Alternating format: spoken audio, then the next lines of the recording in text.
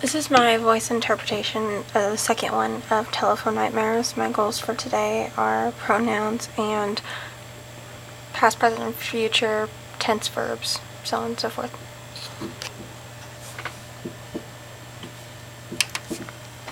Now, all of us CODAs are sick of the same thing. It's a telephone and telephone interpreters. It's always a pain.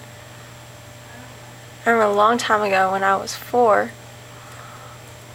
I was living with my mom, and there was this boy that came around, and I asked, "Who is that?" "Oh, he's here to bring the phone for you."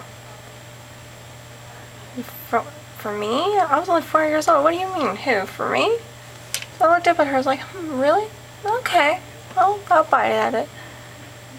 And I sat down and I started dialing the number, but I remember it being this really ugly color. I don't know, it was from a long time ago. I don't remember much. So I got on the phone and the voice interpreter started going, and I was only 4 years old, and I was already troubled, and this woman was already troubled by this. And they told me that children were not allowed to use the phone. It was not permitted. I kept telling the voice interpreter that I'm speaking for my mom. She's deaf.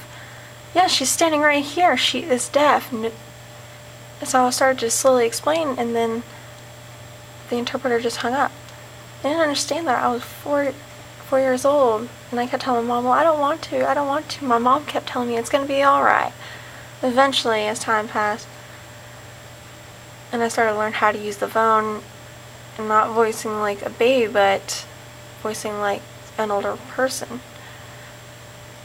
And eventually, as I went on, I was still sick of that phone. It kept getting worse and worse. One day, I didn't have any brothers and sisters. I was an only child. So one day, my parents and I were sitting down at a table at dinner, and our family cat, was very precious and important to me. I've had him for years, and he knows sign language. Decided to get on the table and sit there. He was a stubborn cat and always just stare right at you while you were eating. He was allowed to stay there as long as he didn't move, and he never would, thankfully. I don't know if your cats do the same thing. Well, as we were eating, the phone started ringing. And what happened? The cat heard the phone and perked its ears and looked it the other way. And I was like, oh, it's a phone.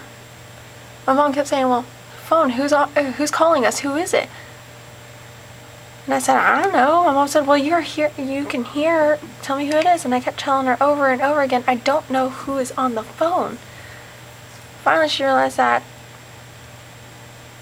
she needs to realize and get it through her head that I don't know automatically who it is. And another time, after the phone rang again, the cat's ears perk up and he looked that way, and it happened again. Mom kept telling me, you're hearing, can't you hear the phone? Don't you know who it is? I kept telling my mom, just because I'm hearing doesn't mean I know who it is. There's some rules once you hear the phone.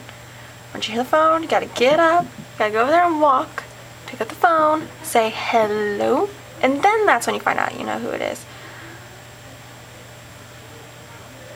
My mom called me a big head, and then later, once we had the TTY in 85, I think I was 15 years old, or in 75, I was 15 years old. And I remember having to get on there and just waiting and waiting and waiting. But also we got these alarms for the phone, these light alarms for the phone, for whenever someone would call. One day someone was calling us and everyone jumped once the phone started ringing because all the lights were going off and it was so loud. Mom looked at me and told her, well, who's on the phone? Who is it? My mom just gave me this smirk and said, girl, don't even start.